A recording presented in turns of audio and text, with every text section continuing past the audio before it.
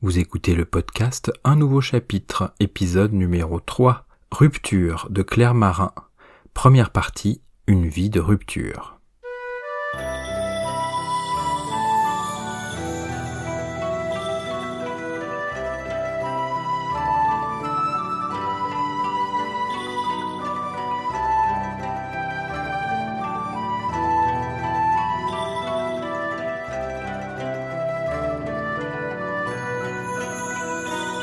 Bienvenue sur Un nouveau chapitre, le podcast qui vous propose une sélection des livres essentiels pour vous réinventer, pour changer votre vie, pour démarrer ou pour poursuivre votre croissance personnelle.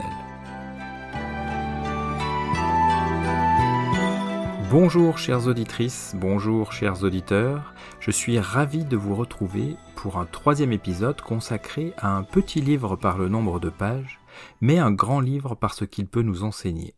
Il s'agit de l'ouvrage de Claire Marin intitulé « Rupture » au pluriel et dont le sous-titre s'interroge sur la manière dont les ruptures nous transforment. Si vous ne connaissez pas Claire Marin, je vais vous la présenter rapidement. C'est une philosophe et écrivaine qui est également professeure en classe préparatoire aux grandes écoles, spécialisée dans les recherches concernant les épreuves de la vie. Vous trouverez dans la description de cet épisode quelques liens vers des entretiens qu'elle a accordés lors de la sortie de ce livre, si vous désirez en savoir plus sur elle. Alors, quelques esprits chagrins me diront peut-être qu'il ne s'agit pas d'un manuel de développement personnel, ni d'un roman feel-good. Et c'est vrai. Mais c'est un livre que je trouve capital et qui peut servir de pierre angulaire à notre croissance personnelle, car il étudie les différentes ruptures de l'existence, et nous en connaissons, ou nous en connaîtrons toutes et tous. Je dois commencer par vous avouer que cet ouvrage, sorti en 2019, n'est pas forcément d'un abord très facile. Rupture est l'œuvre d'une philosophe, et cela se sent à la lecture. Mais accrochez-vous, et vous pourrez retirer de nombreux enseignements capitaux, surtout à l'heure de la multiplication des ruptures dans notre société de plus en plus individualiste. Ces ruptures, qu'elles soient amoureuses, que ce soit un licenciement, ou bien l'annonce d'une maladie, un deuil. Je vais essayer aujourd'hui de vous donner envie de lire cet ouvrage. Commençons comme l'auteur tout d'abord par définir la rupture. Pour elle, il s'agit d'un phénomène universel. Puisque nous connaissons tous des ruptures, ces expériences de perte et de cassure dans notre vie, je pense qu'il est important de prendre conscience de ce qu'elles sont et d'en apprendre plus sur leur nature, leurs effets, afin d'en ressortir plus fort et mieux armé pour notre vie. Cela dit, l'auteur commence logiquement par tenter de définir la rupture, et ce n'est pas une tâche si facile. Allez voir le Larousse par exemple, et vous obtiendrez non pas une, mais 8 définitions conceptualisées. Et oui, on peut tout de même retenir qu'une rupture est le fait pour quelque chose de se rompre, de céder, de casser sous l'effet d'une force extérieure. Il y a donc dans la définition de rupture une idée de violence, une idée de déchirement et de perte. En effet, la rupture est une cassure dans notre ligne de vie. Il y a forcément un avant et donc un après. Il y a entre les deux une transformation de notre vie. Alors que la rupture soit décidée ou bien subie, nous avons quand même un choix à faire face à elle. Celui de continuer en reconstruisant avec les reliquats du passé, ou bien faire table rase et tout recommencer. Quoi qu'il en soit, quel que soit votre choix, quel que soit notre choix, la rupture est définitive. Et on ne peut jamais revenir à l'état antérieur, quel qu'en soit notre désir. Les ruptures nous touchent de plus en plus. Les divorces se multiplient, les licenciements aussi. Nous pouvons tous être touchés par une maladie grave ou bien par un deuil, la mort d'un proche, à tout moment. Notre vie moderne est de plus en plus incertaine. Mais peut-on banaliser la rupture pour autant ? Je ne pense pas. Il s'agit d'une violence qui nous est faite et nous avons besoin à la fois d'une annonce, ce que les ghosters n'osent pas faire et qui rend l'après plus difficile pour le quitter, et nous avons besoin aussi d'un accompagnement pour tenter de guérir de ce traumatisme et empêcher qu'il devienne chronique. Après la définition, passons maintenant à la nature de la douleur. C'est à la fois une douleur qui est physique et psychique. Claire Marin explique que la rupture est à la fois donc psychique et physique, qu'il s'agit d'une douleur dans les deux cas insoutenable, une déformation non pas de notre être mais de notre identité, une déformation de notre existence dans son intégralité. La rupture nous déforme pour faire de nous des êtres monstrueux, tordus par le malheur, par la honte du rejet et par la violence du désamour, ou bien, au contraire, nous devenons un être cruel qui abandonne sa famille, par exemple.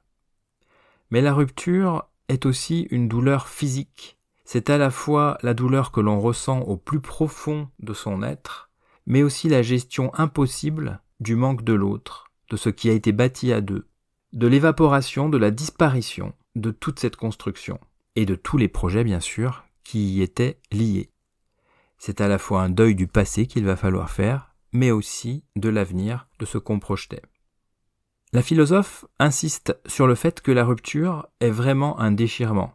Pour elle, ce n'est pas une coupure nette, ce n'est pas une coupure franche, c'est un arrachement, c'est une déchirure, c'est une perte incommensurable. Pour survivre à la rupture, il va donc falloir changer, il va falloir muter en profondeur. Nous allons devoir nous adapter. Ce sont d'ailleurs les êtres les plus souples, l'auteur emploie le mot de plastique, qui ont les meilleures chances de se remettre d'une rupture. Quatrième point, est-ce que la rupture est positive ou est négative ? La question peut paraître un peu saugrenue et pourtant, si vous lisez des livres de développement personnel, eh bien, vous vous retrouvez souvent face à une vague de bonne volonté, bien sûr, mais qui vous explique que finalement, vous devez vous dire que c'était comme ça, c'était écrit, et que de toute façon, c'est très positif pour vous, puisque vous allez pouvoir recommencer une autre vie. Alors c'est vrai, Claire Marin est d'accord, la rupture n'est pas seulement négative. Puisqu'elles font partie de la vie, les ruptures et la manière dont nous allons les appréhender et les surmonter, nous construisent. Elles font donc partie de nous. Ce sont des moments clés qui vont nous offrir une nouvelle chance, une nouvelle liberté par exemple, et en ce sens, elles peuvent être positives. Quoi qu'il arrive, ce sont des moments qui vont nous obliger à nous remettre en question, à nous redéfinir, à repenser notre vie et notre identité profonde. Alors, seconde chance ou énorme gâchis, nous devons passer par ces épreuves que la vie nous impose, quoi qu'il arrive. Donc finalement, la rupture n'est ni vraiment positive, ni vraiment négative.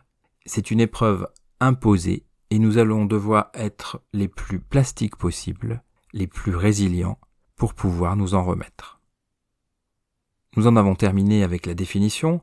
Passons maintenant à une deuxième partie qui n'est pas vraiment très positive, puisque finalement, si on y réfléchit bien, notre vie entière est une cascade de ruptures, de la naissance à la mort. La naissance, justement, parlons-en, c'est la première rupture. La naissance est la première rupture d'une longue série. Une rupture dans le corps féminin, nous explique Claire Marin, mais aussi une rupture psychique, celle des parents qui deviennent responsables de l'enfant. Ils ne font plus ce qu'ils veulent, ils ne s'appartiennent plus vraiment. Ils acceptent de passer au second plan après l'enfant. Mais la rupture de la naissance, c'est également celle de l'enfant qui sort du ventre de sa mère. Une rupture pour l'enfant, une rupture pour la mère, une rupture pour les deux êtres.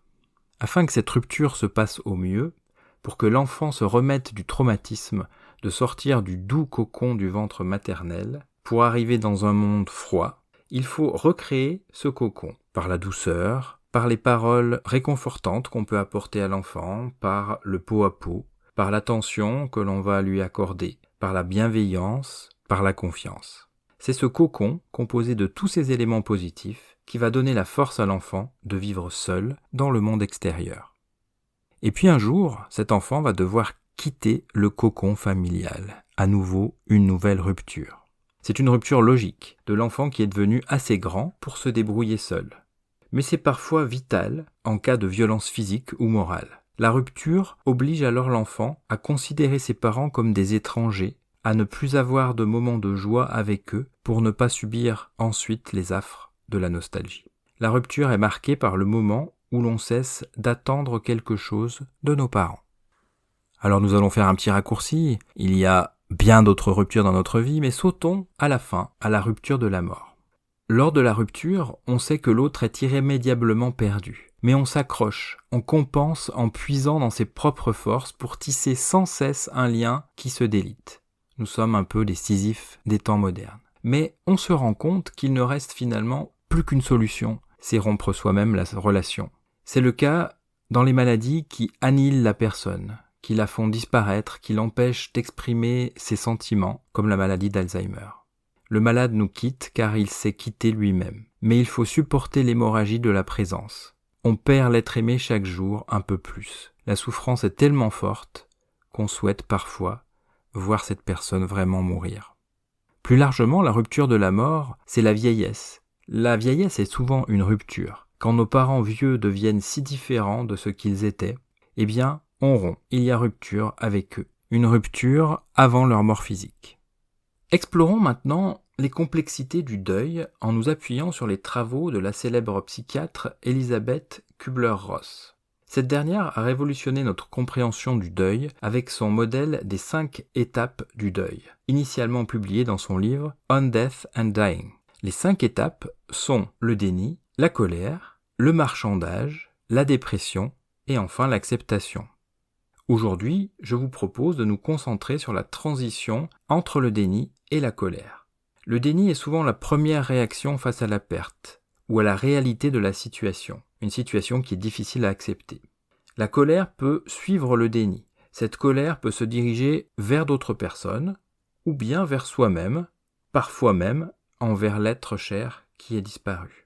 Il est crucial de comprendre que ces étapes ne sont pas linéaires et que chacun peut les vivre différemment et sans forcément passer par chacune d'elles. Comme promis, ce podcast veut aussi pratique. Donc je vais vous proposer un exercice si vous vous trouvez dans cette situation et que vous avez du mal à la gérer. Cet exercice vise à vous aider à reconnaître et à exprimer la colère qui peut survenir après le déni. Il s'agit simplement de créer et de tenir un journal de colère. Choisissez un carnet ou un cahier et prenez un stylo. Trouvez un endroit calme où vous pourrez être seul sans interruption. Commencez par écrire ce que vous ressentiez lors de la phase de déni. Qu'avez-vous pensé? Qu'avez-vous ignoré? Passez à la page suivante et commencez ensuite à écrire sur votre colère. Ne vous censurez pas. Si vous ressentez de la colère envers vous-même, envers quelqu'un d'autre, envers une situation, laissez toutes vos émotions s'exprimer librement sur le papier, sans aucun jugement. Après avoir exprimé cette colère, prenez un moment pour réfléchir à ce que vous avez écrit. Comment vous sentez-vous maintenant que ces pensées, que ces émotions ne sont plus seulement en vous, mais sont couchées sur le papier? Le deuil est un processus profondément personnel et unique à chaque individu. Il n'y a pas de bonne façon de vivre son deuil. L'important est de reconnaître où vous en êtes dans ce processus et de vous permettre de ressentir et d'exprimer vos émotions de manière saine. J'espère que cet exercice vous aidera à faire un pas de plus dans votre parcours de guérison. Nous voici arrivés au bout de ce 3e épisode, mais pas au bout des enseignements de rupture de Claire Marin. Vous vous en êtes sans doute rendu compte, car vous êtes extrêmement perspicace, nous n'avons pas abordé le sujet de la rupture amoureuse. Je l'ai volontairement conservé tout entier pour le prochain épisode. Alors, ne manquez pas ce prochain épisode dans lequel nous plongerons dans les tumultes émotionnels de la rupture amoureuse. Je vous remercie d'avoir écouté ce podcast. N'hésitez pas à commenter et à mettre une note pour faire connaître cette émission si vous l'aimez. Je vous souhaite une très bonne semaine et je vous dis à lundi prochain pour parler en détail de la rupture amoureuse. Si vous voulez plus d'informations concernant votre croissance personnelle, les articles détaillés, les exercices pratiques sont disponibles sur le site finilestress.com. Prenez soin de vous et à très vite.